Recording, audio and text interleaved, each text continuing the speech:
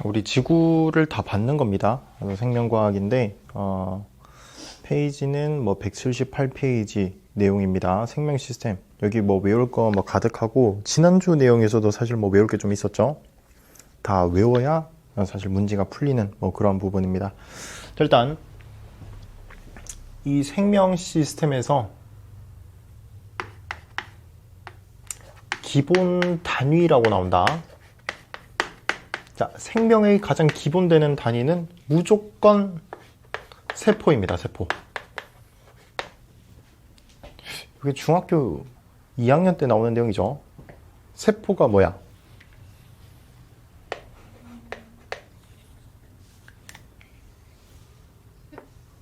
세포라는 것은 생명체를 이루는 구조적, 기능적, 기본 단위다 이렇게 나옵니다. 자, 그렇기 때문에 우리 생명체라는 것은 여러 가지 세포들이 모여서 하나의 개체가 된다라는 부분이죠. 그래서 이제 단계가 세포가 모여서 뭘 만들어? 조직을 만들고요. 그런 조직이 모여서 기관을 만들고 이런 기관들이 모여서 개체를 만든다인데 뭐 추가적으로 동식물이 조금씩 다르죠? 동물이 세포, 조직, 기관, 기관계, 개체라는 순서고 식물 같은 경우에는 세포, 조직, 조직계, 기관, 개체 이러한 순서라는 거 뭐 중학교 2학년 때 다 했으리라 믿습니다. 기억이 나죠? 했다는 게. 자, 이런 세포에 대해서 어쨌든 우리가 봐야 되는데 이 세포라는 것이 동물 세포랑 식물 세포랑 서로 다릅니다. 자, 그림 잘 그려? 못 그려?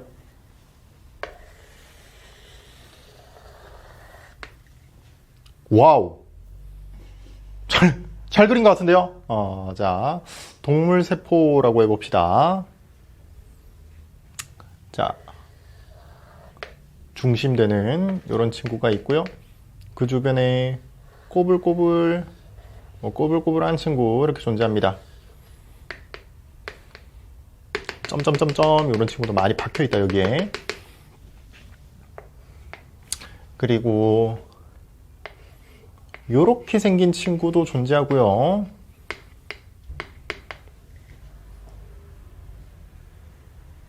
그 다음에 핫도그도 존재해요. 핫도그. 주변에도 이렇게 점점점점들이 꽤 많이 존재합니다.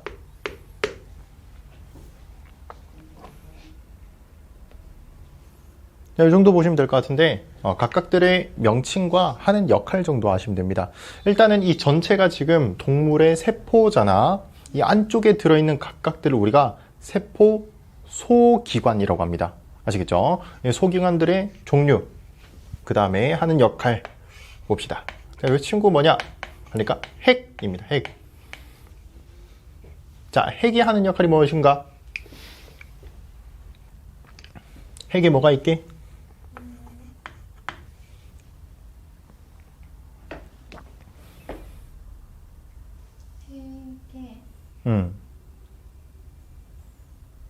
움직일 수 있어.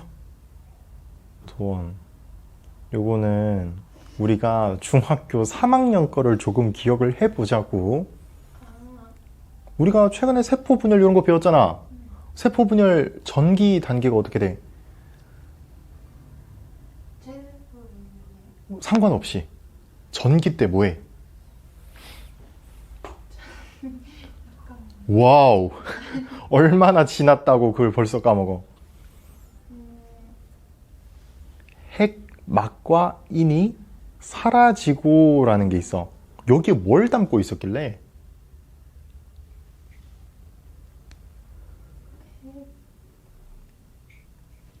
우리가 체세포 분열이라든지 생식세포 분열을 했을 때 뭘 나누고자 하는 거지?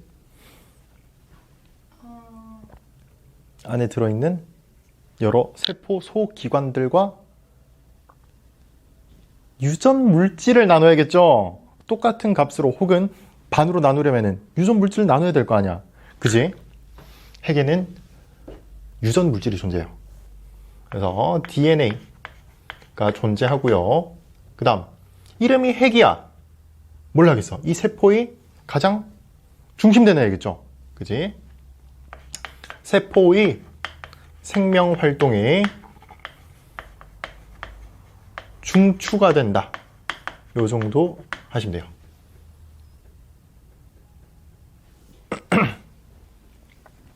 그 다음 핵과 붙어있는 친구가 있어.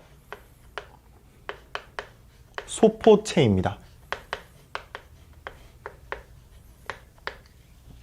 그리고 이게 사실 선생님 그림으로 이런 거지 실제 뭐 교과서든 교재든 내용 이제 그림을 보시면은 소포체랑 골지체라는 요 친구가 되게 비슷하게 생겼다.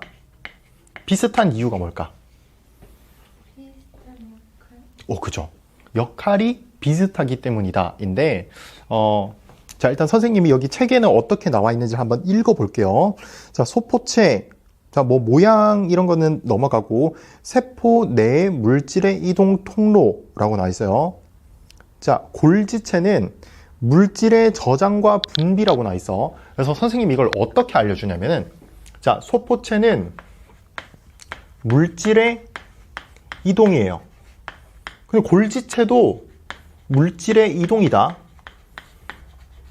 그런데 소포체는 이 세포라는 것의 안쪽에서 일어나는 일이고요. 골지체는 이 물질을 외부로, 세포 바깥으로 보내고자 하는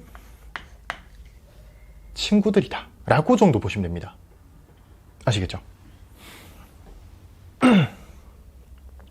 그래서 이제 다시 소포체는 세포 내 물질의 이동 통로 이렇게 나오는데 특히나 이제 핵과 붙어 있으니까 여기 안쪽으로 바깥쪽으로 왔다 갔다 하는 거에 좀 많이 쓰이고 있고요. 골지체 같은 경우에 다시 어떻게 나와 있다니까 물질의 저장과 분비라고 나와 있어. 그래서 얘가 골지체가 막을 싹 쏴서 바깥으로 이렇게 쭉 보내주는 역할을 합니다. 어쨌든 내외로 이렇게 일을 한다라고 정도 보시면 되고. 이렇게 뭐 소포체에 점점점점들 많이 붙어 있고 바깥쪽에도 이 점점점점들 있잖아. 그지? 자, 이 친구 이름이 라이보솜입니다. 라이보솜 하는 역할이 무엇이냐 하니까 단백질 합성이에요. 자, 단백질 합성에 관여합니다. 그 다음 이 친구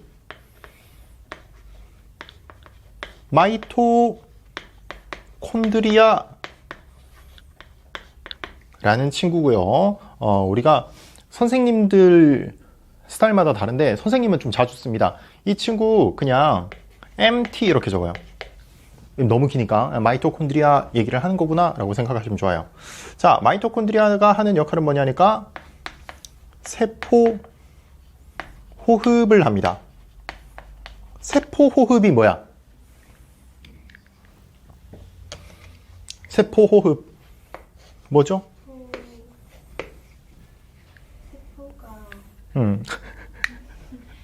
세포가 세포가 뭐 폐가 있어? 세포가 폐가 있나? 뭐 하는 거지? 그 물질을 교환해서 뭐 하지?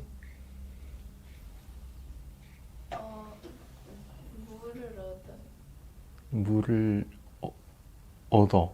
그래서 야, 책이 없으니까 또 어디서 컨닝도 못합니다. 그죠?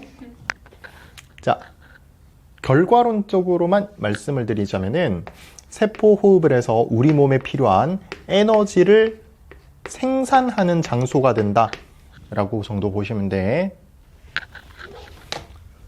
중요한 거예요. 요거 화학에서도 우리 했습니다. 이거는 화학 반응식 선생님이 외우고 있어야 된다라고 말씀을 드렸고요.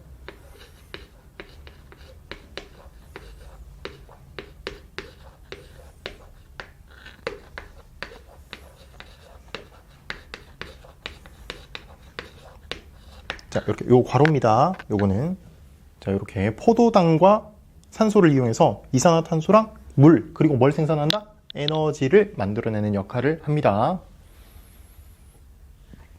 그 다음 추가적으로 자, 세포 분열 기억해야 돼. 그러나 세포 분열 말기 때 어떤 일이 벌어집니까? 다시 어, 생각이 생기고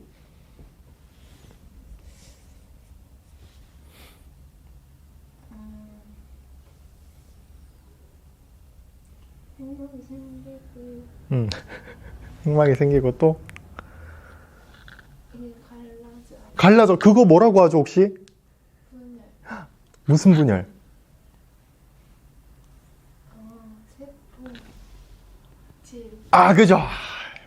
이 바탕 이름이 뭐다? 세포질입니다. 대부분 물로 가득 차 있어요. 아시겠죠? 자, 이 정도 알면 돼요. 그러면 식물세포도 우리가 조금 확인을 해봐야겠습니다. 추가적으로 이 바깥쪽 싸고 있는 요게 뭘까? 방출상 예? 예? 방출사는 언제 등장하는 거야? 전기 세포 분열할 때에 나와야 되죠. 네, 세포 전체적으로 얘기했을 때 얘를 감싸고 있는 막입니다. 얘가 뭐야 근데? 세포 세포예요. 세포 막이겠죠 그러면. 식물 보자.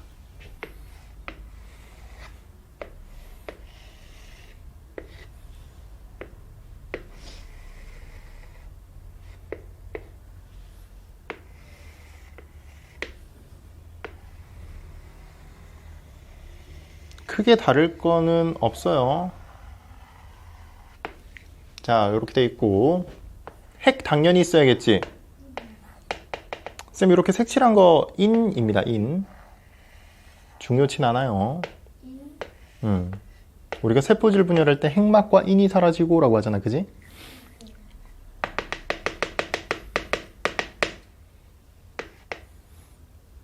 자, 그 다음에 이렇게 골지체 존재하고 소포체 있고요. 핵 있고요. 그 다음에 마이토콘드리아 있겠고요.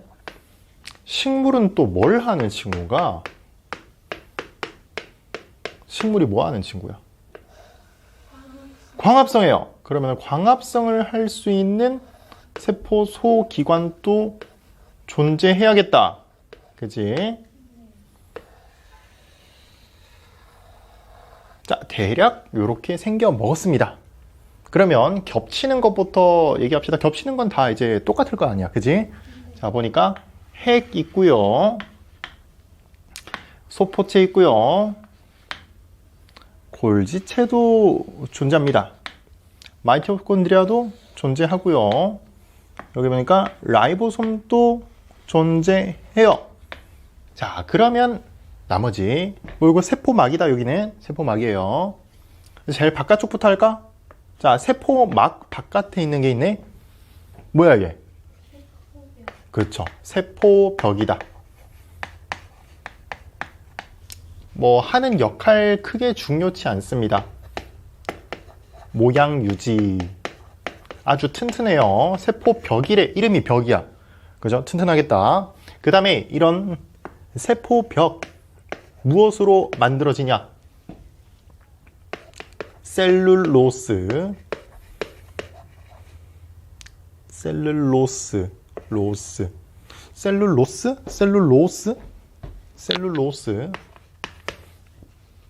라는 탄수화물로 이루어져 있어요. 그 다음 요거 아까 쌤이 광합성 얘기하면서 적었다. 요 친구가 엽록체입니다. 광합성을 하는 친구라고 얘기를 했고요.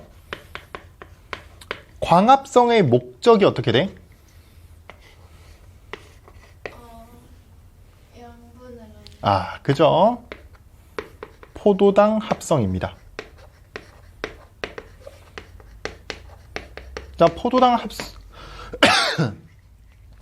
합성에서 뭐 하겠어? 바꿔야 뭘로? 당 당? 아니 포도당을 만들었는데 막 바꿔서 막 저장 저장하기도 하죠. 그지? 그게 이제 뭐 과육, 뭐 그런 과일에 뭐 이런 거에 들어갈 수도 있고. 또 쓰기도 해. 어떻게? 생명. 그쵸? 그 더 자세하게 얘기한다면 세포 호흡하기 위해서. 그지? 식물들도 에너지가 필요할 거 아니야. 그렇기 때문에 세포 호흡하기 위해서라고 하시면 돼요. 요거는 광합성 까꾸로입니다. 이산화탄소랑 물이 필요해. 그래서 만들어내는 게 포도당입니다. 그리고 6분자의 산소 이렇게 나온다. 자, 그 다음 요거 이름은요 액포라고 하는 친구입니다. 하는 역할 크게 중요치 않습니다. 자, 액포는요 노폐물 저장이에요.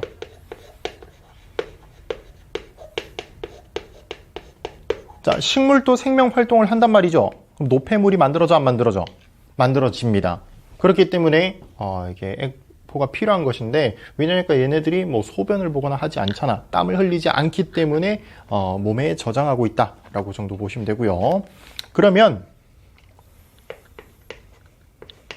세포의 나이가 많아질수록 노폐물은 많이 쌓이겠죠. 그러면은 액포의 크기도 어떻게 되겠어? 그렇지, 액포 크기도 커지겠다라는 거 우리가 생각해 볼 수가 있겠습니다. 그지? 자, 나머지는 다를 게 없어요. 그러면 디테일한 부분 한번 적어봅시다. 요거는 교재에도 없고 선생님이 항상 쌤 수업에서만 좀 하는 건데, 자 보시면은 자, 이중막을 가지고 있는 친구가 있어요. 그러니까 막이 두 개로 돼 있는 거야. 이중막으로 돼 있는 것은 핵, 그 다음에 마이토콘드리아, 그 다음에 엽록체가 해당이 됩니다.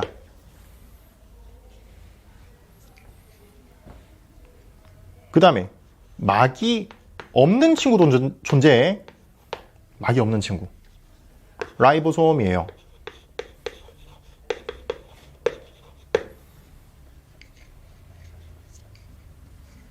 그 다음 DNA를 가지고 있는 친구가 있습니다. 누가 DNA 가지고 있어? 핵 가지고 있죠, 그지? 뿐만이 아니고 마이토콘드리아도 가지고 있고요, 엽록체도 가지고 있습니다.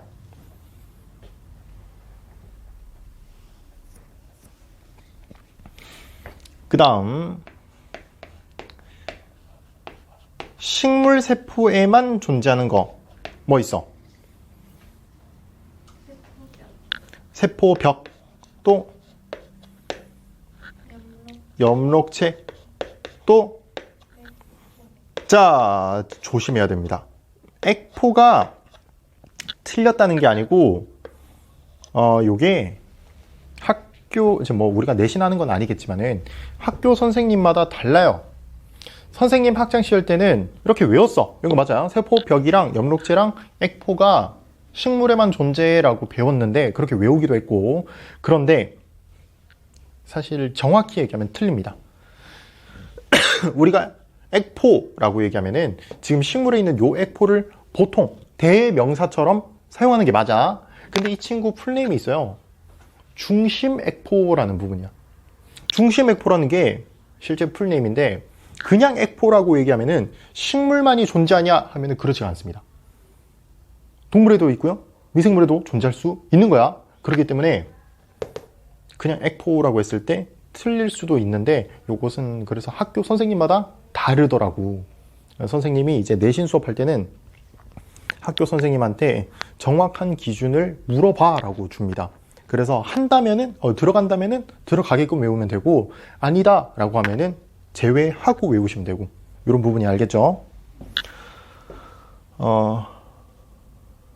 그 다음에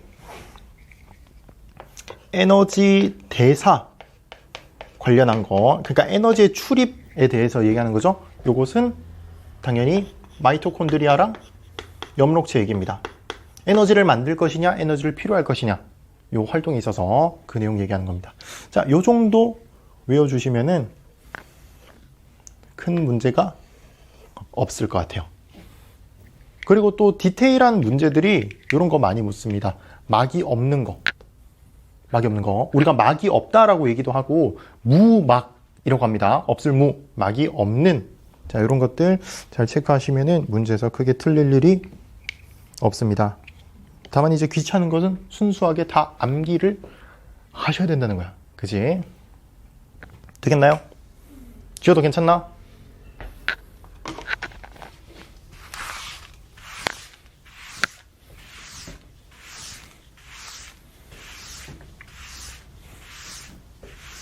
자, 우리 몸은 굉장히 많은 세포들로 이루어져 있겠죠.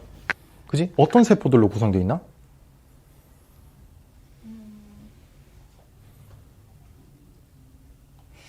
자, 정말로 지나면 다 까먹어. 그지? 하나도 기억나지 않습니다. 우리가 이런 거 배웠을 때 사람 같은 경우에 상피세포, 신경세포, 근육세포, 기억이 나? 요런 것들로 이제 주로 이루어지는데, 그럼 이런 세포들끼리 서로 영향을 주고받을까 안 주고받을까? 받겠죠. 단독 독립적인 그런 값이 아닌 거야. 얘네들끼리 서로 뭐 물질도 이동하고 물도 이동한단 말이야. 이런 것들을 얘기를 하고 싶은데, 그러면은 누구를 지나쳐야 되냐? 당연히 세포를 제일 바깥쪽에서 감싸고 있는 것을 지나쳐야겠죠. 그래서 우리가 세포막에 대해서 조금 알고 계셔야 된다는 거야. 자, 이 세포막이라는 것은 결과부터 말씀드리면은 인지질 이중층의 구조를 가집니다. 그리고 중간중간에 단백질이 끼어 있어요. 자, 요런 구조를 가지게 됩니다. 지금 책이 없기 때문에 자, 쌤 그림을 그대로 베껴가시면 돼.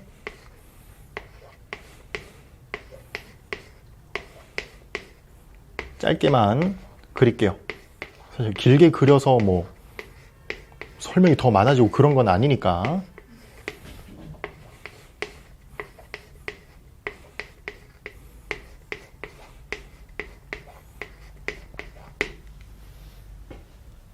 작년이었나? 이렇게 그리는데 선생님 긴긴긴긴이 뭐예요? 이렇게 긴긴긴. 아이 긴긴긴이 아니고 얘 거꾸로 뒤집은 거야. 알겠죠? 나 깜짝 놀랐잖아. 긴긴긴긴이 뭐냐길래. 자,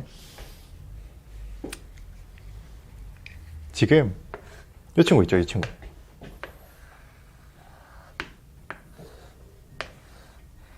자, 요렇게 생긴 친구 이름이 인지질입니다. 요 부분 이름이 인이야. 요 아래쪽 이름이 지질이에요. 근데 요 친구를 우리가 머리 부분이라고 얘기를 하고요. 여기를 꼬리 부분이라고 얘기를 해. 자, 그리고 인이라는 요 친구는 누구랑 친하냐? 물이랑 친해요. 그래서 친수성입니다. 자, 이름부터 지질이래. 그럼 누구랑 친할까? 예? 땅 지자를 쓰는 거야? 우리 몸에 있는 건데? 얘는 물이랑 친하대. 얘는 우리 지방을 지질이라고 하죠. 기름과 친합니다. 그러면은 뭐야?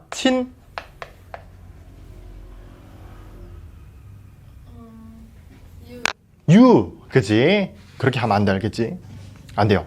우리가 소수성이라고 얘기합니다.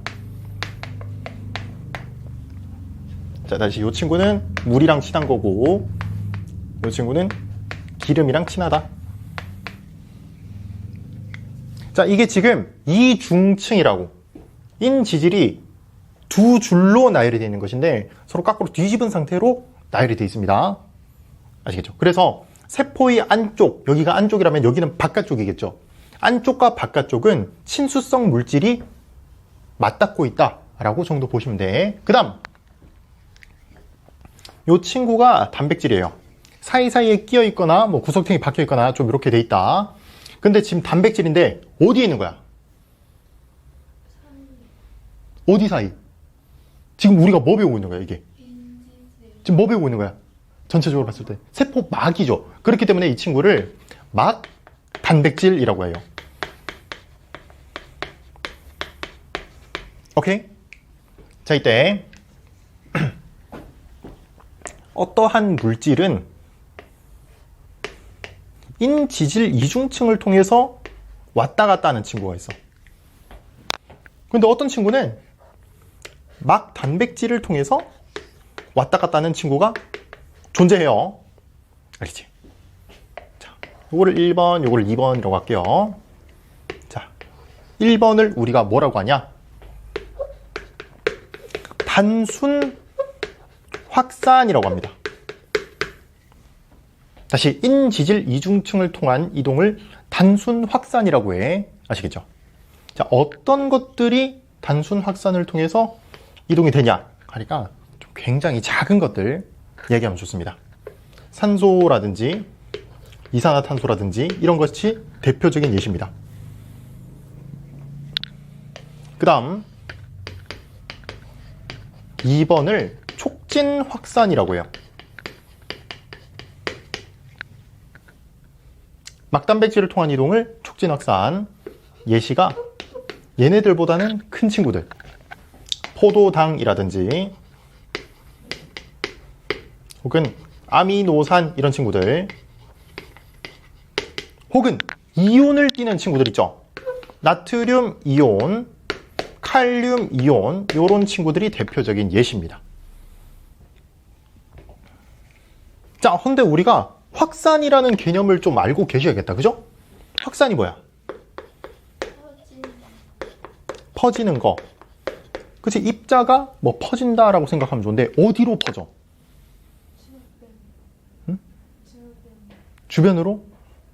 무작위한 거야? 방향성이 있긴 하거든요, 이게. 고농도에서 저농도로 물질이 직접적으로 이동하는 것을 우리가 확산이라고 합니다. 치킨집을 지나, 그럼 치킨 냄새가 나죠? 치킨집에서 농도가 높고 주변부는 농도가 낮죠? 그렇기 때문에 치킨집 주변으로 냄새가 점점 퍼져나간다. 이런 것들이 확산의 예시가 되는 거다. 알겠죠? 자, 그래서 물질이 이렇게 이동을 하는데, 자, 이런 확산은 에너지가 필요할까 안 필요할까? 안 합니다. 알겠죠? 자, 에너지 필요 없습니다. 자연스러운 행위라는 거지. 다시 치킨 냄새가 퍼지기 위해서 에너지가 필요하냐? 아니라는 거야. 자연스럽게 이동하는 것이다 라는 겁니다. 알겠죠? 에너지는 필요 없어요.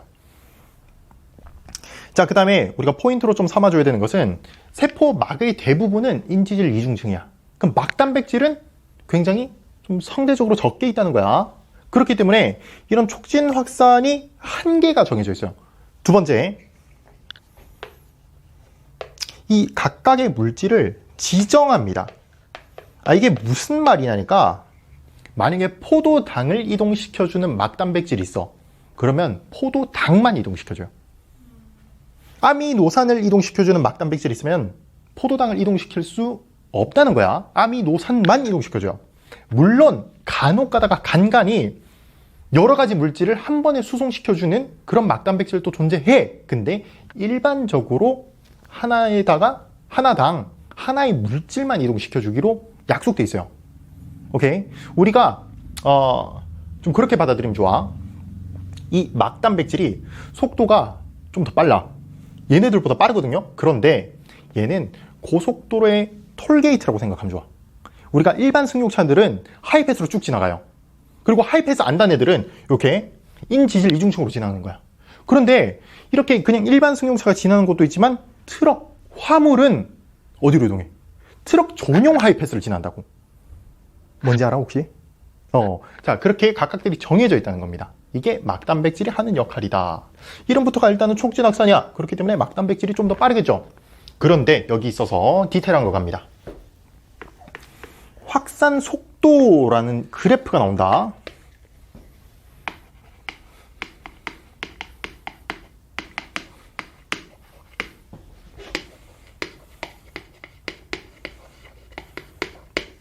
물질의 양이 많아진다면 그러면은 확산 속도는 계속해서 증가해야겠죠. 일반적으로. 그래서 보통 인지질 이중층이 다 이렇게 자리를 잡고 있기 때문에 인지질 이중층에 대한 확산 속도는 1참수 그래프를 찍습니다. 자, 여기 인지질 이중층. 그런데 막 단백질의 경우에는 어떻게 되냐?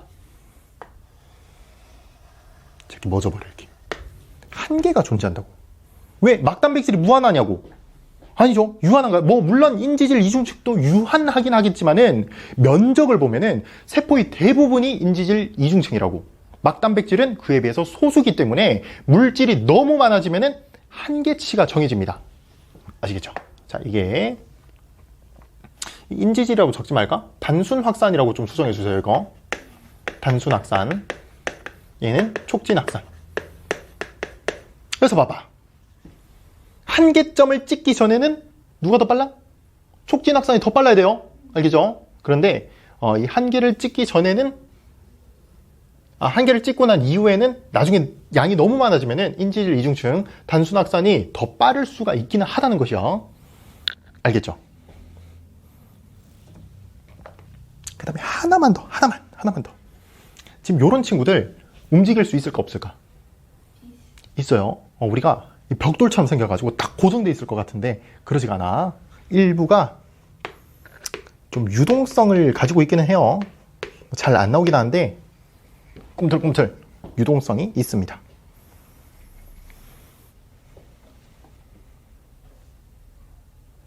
자, 하나만 더.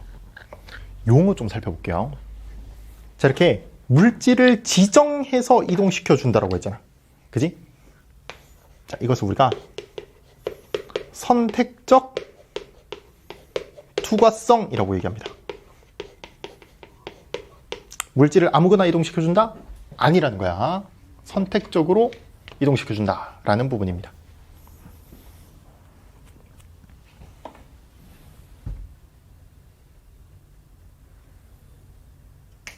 요즘에 문제의 수준이 높아져서 특히나 도원이 같이 앞의 내용들을 까먹는 친구들한테 불리한 질문을 많이 합니다. 그러니까 정말로 통합 과학적이게끔 문제를 내겠다는 거야. 뭘 물어보냐면은 세포막에는 기본 단위가 아미노산인 물질이 존재한다. 맞아? 네. 맞죠? 뭐가 있으니까? 그렇지. 자, 그거 물어본다고. 근데 지금 우리가 지난주에 그거 배웠고 요번주에 이거 하니까 그리고 또 선생님이 이렇게 얘기를 해주니까 당연히 맞죠 라고 할 수 있는데 그냥 아무 생각 없이 내가 통합과학 원투를 쭉 다 나갔어. 그러고 문제를 딱 줍니다. 그러면은 틀릴 확률이 꽤 높단 말이야. 그래서 이런 부분들 조심을 해줘야 된다는 겁니다. 아시겠죠? 자, 이 책에는 이 물질이 이동하는 것에 있어서 이 확산 얘기를 합니다. 확산 얘기 나와요. 확산 얘기는 이런 거 같이 보시면 돼요. 그런데 우리가 농도를 맞추기 위해서 물질이 직접적으로 이동해도 되지만 용매의 이동이 있을 수가 있어요. 용매의 이동. 용매가 뭐야?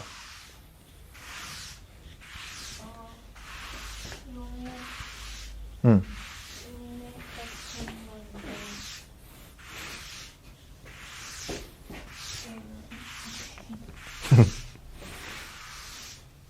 용액 같은 거야?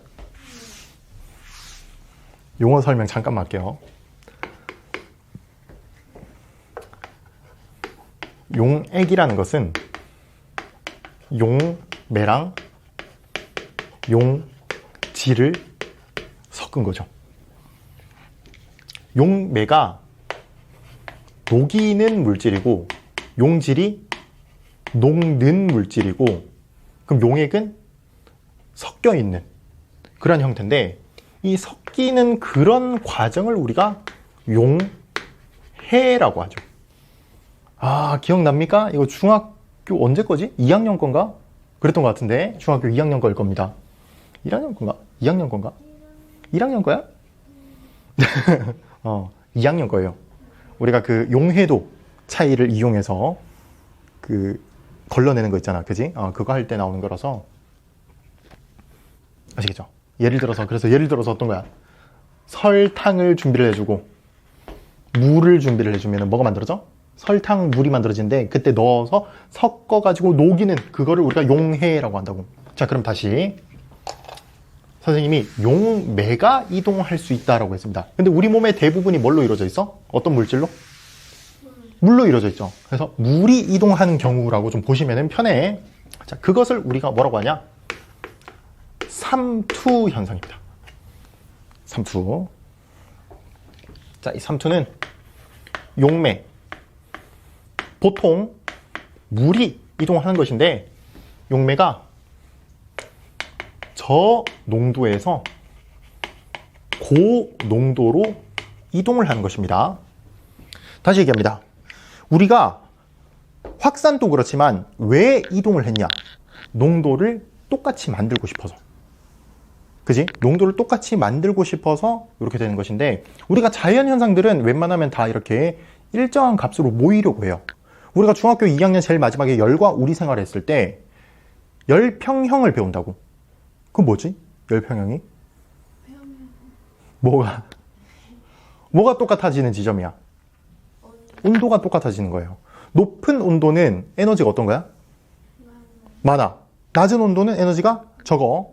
그래서 에너지가 높은 데서 낮은 데로 이동을 해서 뜨거운 물질은 온도가 낮아지고 차가운 물질은 온도가 높아져가지고 똑같아지는 게 열평형이잖아. 나머지의 자연현상들도 마찬가지라는 거야. 확산도 고농도에서 저농도로 입자가 이동을 해서 똑같이 평행한 농도를 갖고 싶어 하는 것이고 삼투 또한 얘는 거꾸로 녹이고 있는 이 물, 용매가 이동을 하는 것이야. 그렇기 때문에 그렇게 해서 우리가 농도를 똑같이 만들자 이런 내용입니다. 이것은 실험이 이제 제일 많이 나오는 게 이렇게 이거는 잘 못 그리는데 자 U자형 관이 이렇게 있을 때 가운데 이렇게 막을 둬요.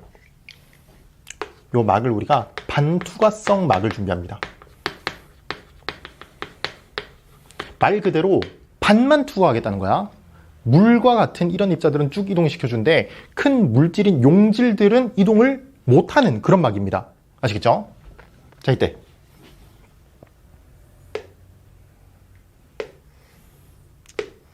두 가지 용액을 똑같은 높이로 한번 준비를 해보자. 그런데 좌측을 저농도의 물질, 우측을 고농도의 물질로 해보자고. 그러면 생각해봐. 생각해봅시다.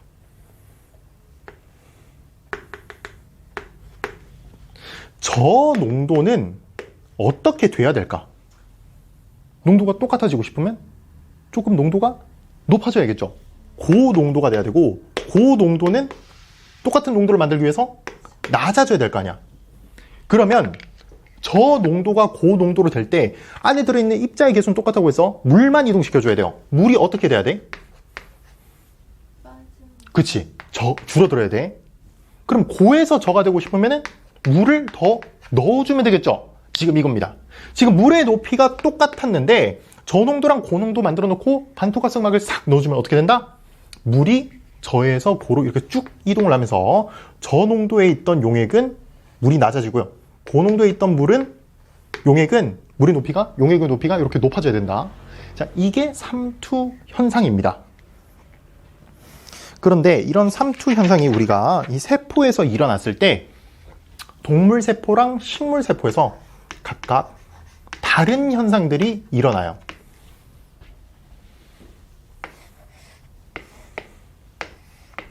여기 헤모글로빈을 넣어줄게요. 헤모글로빈.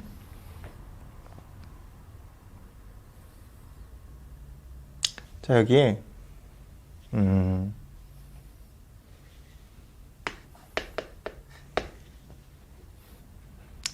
바깥이 용액이 이 세포보다 농도가 낮은 거를 쓴다. 자, 그것을 우리가 저장액이라고 합니다. 저장액에 넣었을 때 그러면 바깥쪽이 농도가 낮고요. 헤모글로빈, 이 적혈구가 농도가 높잖아. 그럼 물이 어디서 어디로 이동한다? 저에서 고로 이동합니다. 그럼 물이 들어가서 얘가 크기가 이렇게 빵빵해져. 이렇게 빵빵해져. 그러다가 농도 차이가 너무 많이 나면은 얘가 무한히 팽창할 수 있을까? 안 되겠지. 얘가 갑자기 빵 하고 터집니다. 이 현상을 우리가 뭐라고 하냐? 용혈 현상이라고 해요.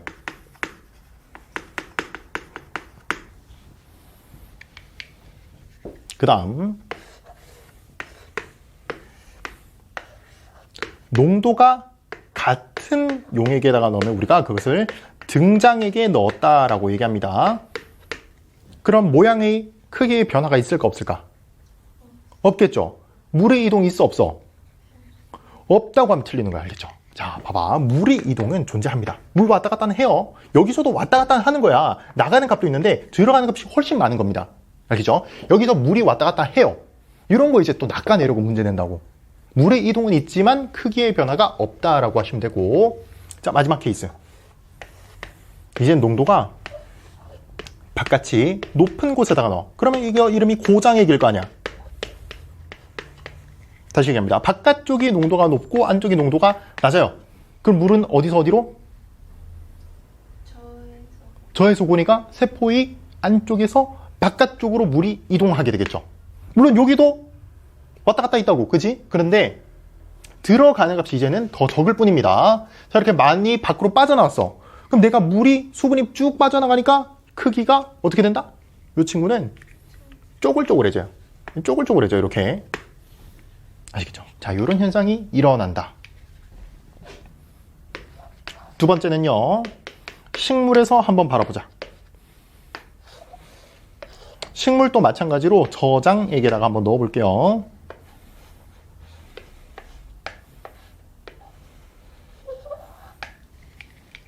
그러면은 안쪽이 농도가 높고 바깥쪽이 농도가 낮아요. 그러면은 바깥쪽 용액에서 세포로 물이 들어간다고. 그럼 어떻게 돼? 빵빵해지겠죠? 그러다가 농도 차이가 너무 많이 나면 어떻게 되겠다? 터지지 않습니다. 안 터져요. 왜? 그렇죠. 그걸 생각해 줘야 되는 거야. 세포벽이 굉장히 튼튼하다고 했습니다. 그렇기 때문에 얘는 터질 만큼은 안 된다라는 것이야. 세포벽이 지켜주고 있기 때문에. 그 다음 등장액 변화 있다 없다? 없다. 물 이동 있다 없다? 있다. 그래서 똑같습니다. 이거는 고장액으로 넘어갈게요.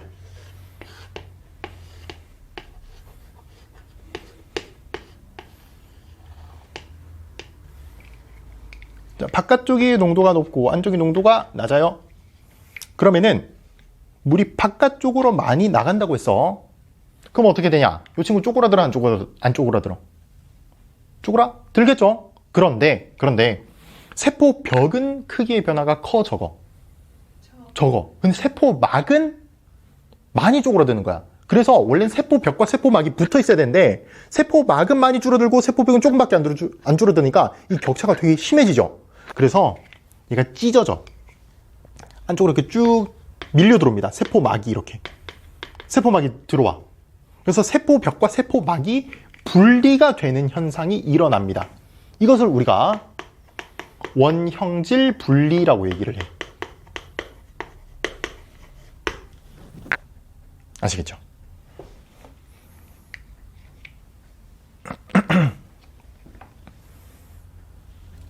이렇게 해서 각각들의 포인트를 좀 잡아줘야 됩니다. 동물 세포에서는 저장액에서 용혈현상, 식물에서는 고장액에서 원형질 분리. 많이 물어보는 게 저장액에서 동물과 식물 같이 넣어주는 거야. 그지? 많이 물어본 건 아까 얘기했던 거랑 똑같아. 식물에서 용혈현상 일어난다, 안 일어난다? 안 일어난다. 자, 이런 것들 이제 문제 포인트입니다. 아시겠죠? 10분 쉬었다. 갑시다. 분입니다. 어찌됐든 이런 생명에서 화학 반응이 일어나는데 그것을 우리가 뭐라고 하니? 하니까 물질 대사라고 해요.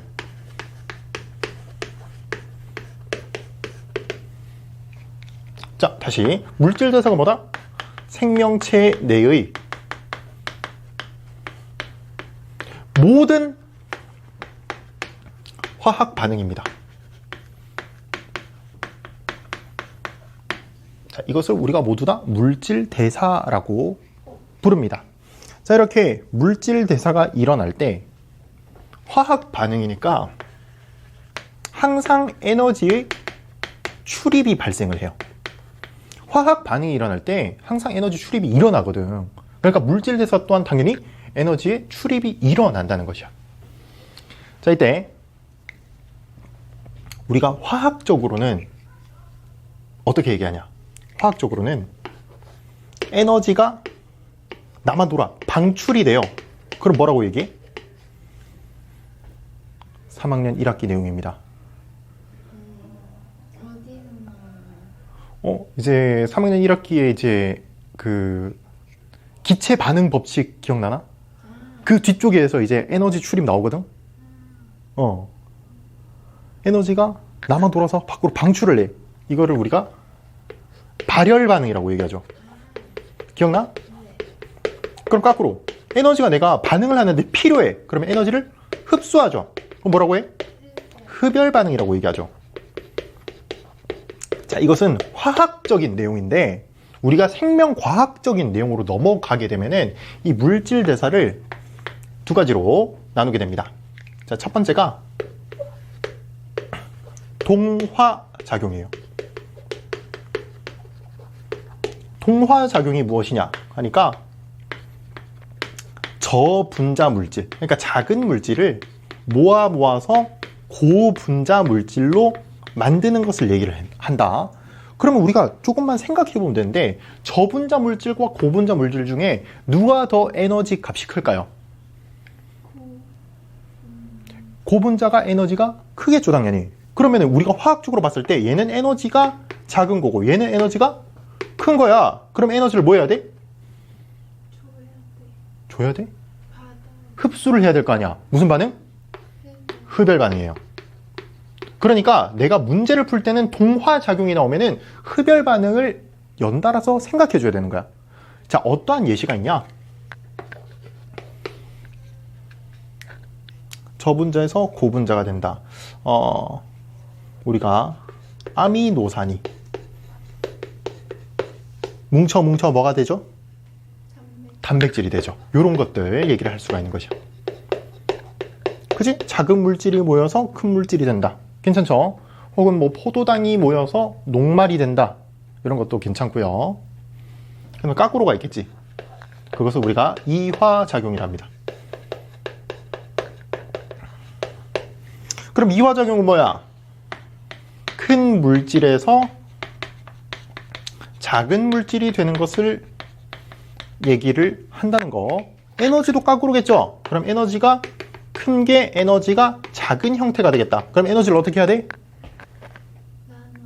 그치? 방출하게 되겠죠? 그것을 우리가 무슨 반응? 발열 반응이라고 한다. 그렇기 때문에 이화작용과 발열 반응은 서로 세트다 라고 정도 보시면 됩니다. 아시겠죠? 예시는 소화작용을 생각해 보면 좋아. 소화가 뭐였어? 소화되는 네. 그 소화가 뭐야? 자, 이거 중학교 2학년 2학기 동물과 에너지 파트 소화계 내용. 소화가 무엇이냐라는 게 가장 기본적인 문제입니다. 우리가 몸에 흡수하기 위해서 물질을 작게 분해하는 행위를 소화라고 얘기를 했고요. 어디에서 흡수가 돼? 소장에서 흡수가 돼요. 소장에서 융털의 암죽관과 모세혈관에서 기억이 나? 자, 모세혈관에서 수용성 물질이 암죽관에서 지용성 물질이 흡수가 돼요. 자, 이렇게 해서 작게 나누는 행위라고 얘기를 하는데 우리가 탄수화물, 녹말 이런 것들이 포도당으로, 단백질이 아미노산으로, 지방이 지방산과 모노글리세리드로, 그죠? 이렇게 작은 물질로 나뉘는 것 소화 생각하면 좋다. 알겠죠? 자, 이런 것을 우리가 에너지 준위, 에너지 크기 그래프로 이제 표현을 해 본다면, 자, 동화작용 1번이니까 1번 이렇게 할게요.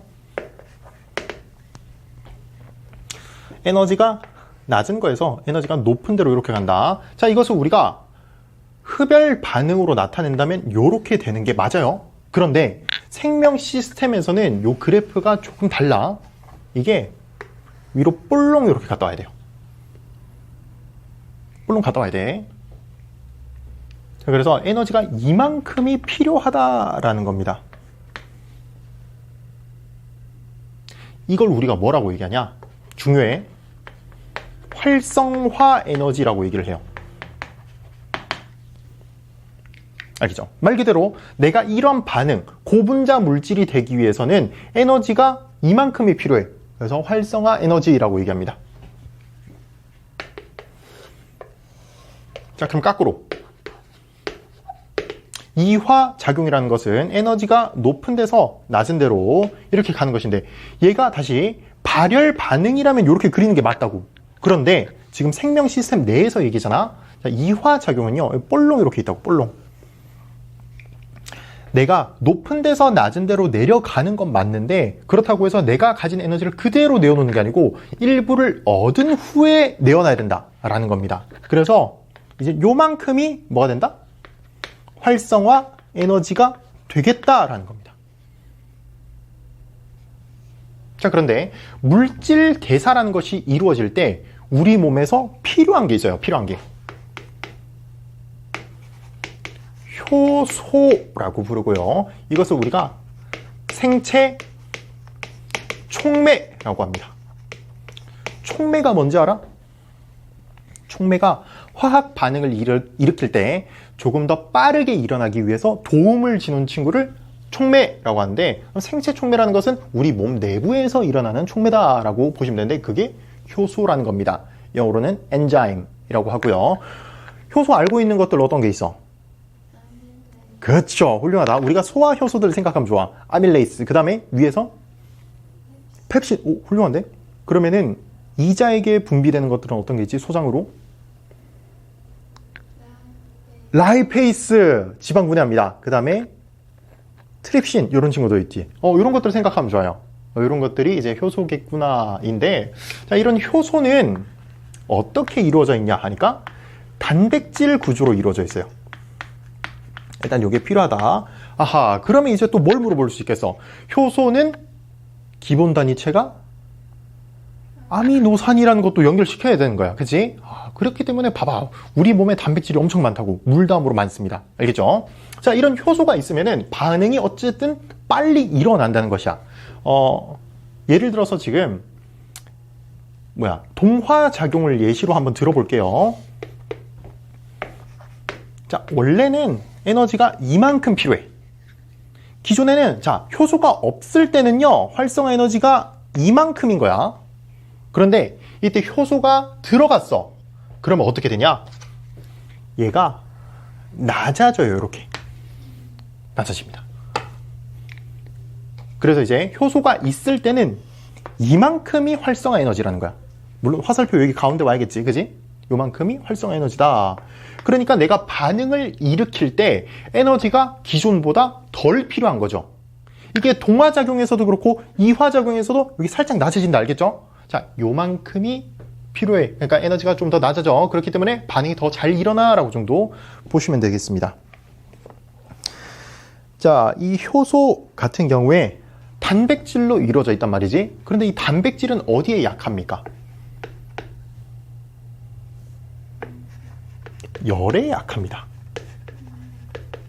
그죠? 우리가 어디서 많이 확인해 볼 수 있냐니까, 달걀 프라이 보시면은 좋아하나? 달걀의 흰자의 97%가 단백질이에요. 달걀 흰자는 내가 프라이팬이 엄청 많이 안 달궈져 있어도 탁 떨어뜨리면 금방 무슨 색으로 변해? 흰색으로 변해요. 내가 날달걀일 때는 거의 투명에 가까운 색인데 얘가 열을 탁 가면은 흰색으로 바뀐다고. 그게 뭐냐? 단백질의 변형입니다. 그럼 내가 이렇게 단백질을 변형시켰어. 그 다음에 내가 다시 이 달걀 프라이를 차갑게 식혀요. 원래대로 돌아가나? 안 돌아가죠. 그지? 그렇기 때문에 열에 약한 게 다시금 돌아오기가 힘듭니다. 그래서 우리 몸에서의 온도가 가장 적절해요. 37도 이때가 가장 좋은데, 물론 우리가 여러 방어 작용을 할 때는 온도가 조금 높아지는 게 좀 이롭습니다. 한 40도 정도. 그래서 우리가 아프면 온도가 높아지는 거예요. 열이 나요. 그게 이제 여러 효소들, 그리고 이제 방어 시스템에 이용되는 백혈구 종류들이 더 일을 잘 하기 위해서인데, 어쨌든 온도가 그러면 그것보다 더 높아지면 어떻게 돼? 점점점 익기 시작하는 거야. 그렇기 때문에 선생님이 이해가 안 되는 친구들이 뭐냐니까 선생님 그래도 인스타에 그러면 학생들이 좀 꽤 있단 말이야. 걔네들 중에 특히 중학생이 그래요. 온도가 40도가 넘어가면은 뭐해? 인스타 스토리를 올리고 있다니까? 그럼 돼, 안 돼? 안 돼. 40도가 넘어가면은 내 몸이 조금씩 익고 있구나 인 거야. 점점 생체 시스템이 마비가 되고 있구나라고 받아들여야 돼. 물다음으로 많은 단백질들이 점점 고장이 나요. 그럼 내가 뭐 해야 돼? 인스타 스토리를 켜야 되는 게 아니고 119를 찍어놔야 되죠. 실제로 온도계가 한 몇 도 정도까지 찍히는지 알아? 정확하진 않은데 한 45도 넘게는 안 찍혀요, 이게. 그러니까 43도가 되잖아, 사람의 몸이. 그러면은 죽기 일보 직전이에요. 진짜로 죽기 일보 직전. 실제로 그 정도 되는 사람들, 42도, 3도 있는 사람들 응급실 가 있어. 이 사람 죽기 직전이니까. 지금 그만큼 위험한 겁니다. 40도 넘게 갔다고 막 좋아해야 되고 하면 그러면 안 되는 거야. 특히나 이제 뭐 겨울철 되면은 또 이렇게 막 공부하기 싫어하는 애들이 핫팩을 귀에다가 쳐붙이고 와가지고 보건실에서 재면 막 60도 이렇게 나온다니까 이게 말이 돼? 딱 들키죠 그런 거는. 자, 그런 것들 생각해 볼 수 있습니다. 자, 그런 이런 효소에 대한 특징이 조금 더 있는데, 자, 이 효소는 짝꿍이 존재해요. 짝꿍이 존재해. 그것을 우리가 고급지게 효소의 기질 특이성이라고 합니다. 생각해보면은 우리가 소화 효소를 얘기할 때 방금 4가지 얘기했어.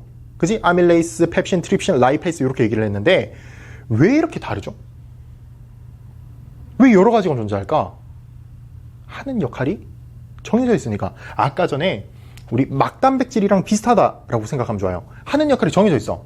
라이페이스는 지방을 분리시켜준 거야. 트립신과 펩신은 단백질을 분해시켜줘요. 아밀레이스는 녹말을 분해시켜줘. 엿당을 분해시켜줘요. 자, 그러면 이 효소라는 게 각각의 모양이 있고 거기에 맞는 게 있다라는 겁니다. 기질이라는 게 반응을 하는 친구가 기질인 거야. 그렇기 때문에 예를 들어서 자, 이러한 효소가 있어요. 이런 효소가 있어. 그럼 여기에 누가 들어가는 게 적절하겠냐는 거야.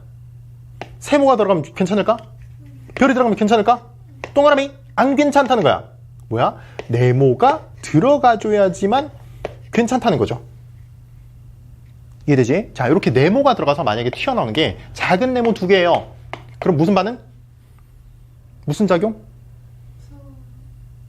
이화작용. 자, 다시 큰 게 작은 거 2개로 놔두고 이화작용이라고 보시면 되고, 거꾸로 작은 거 2개가 이렇게 지나갔다가 큰 거에 나와. 그러면은 동화작용이라고 해주시면 됩니다.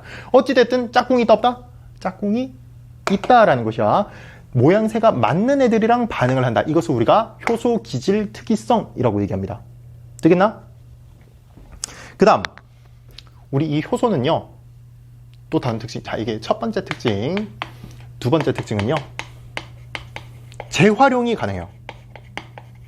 그러니까 기질 하나를 반응을 시켰어. 그 다음에 효소가 사라지거나 분해되거나 하지 않습니다. 옆에 있는 다른 기질을 또 반응을 시켜. 이해되시죠? 그렇기 때문에 우리가 효소 중에 소화 효소들을 생각해 봤을 때 우리가 어디에도 많이 이용하냐 하니까 소화제에 소화 효소들이 담겨 있는 거야. 그래서 소화 효소들을 더 많이 집어넣어 주면은 내 몸에 그러면은 반응을 더 많이 촉진할 수 있겠지. 그런 원리를 이용했다라고 정도 보시면 돼요. 그래서 이런 소화 효소들이 많아지면은 이렇게 계속 이제 일을 하고 뭐 다시 사라지거나 그런 게 아니고 계속해서 재사용이 되기 때문에 효소가 많으면은 반응이 더 빨리 일어나겠구나라고 생각해 볼 수가 있겠죠.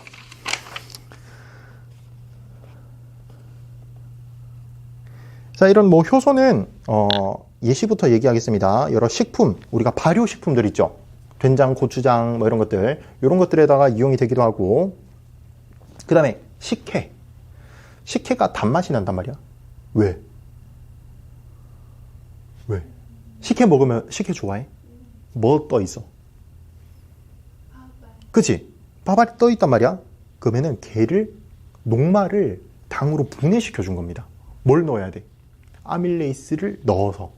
그게 식혜고요. 그 다음에 뭐 의약품 이런 거에도 있고, 특히 이제 소변 검사지 이런 거에도 있고, 뭐 생활용품에 많이 이용된다라는 것이 있는데, 이제 문제에서는 어떤 게 또 많이 등장하냐니까, 좀 지울게요.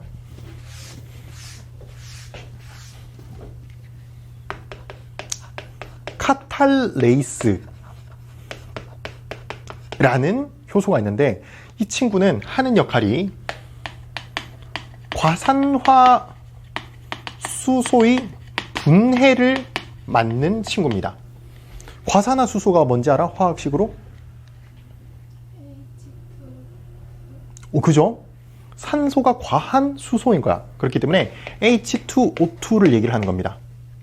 자, 이 친구가 분해가 되면은 뭐가 돼? 물과 산소가 돼요.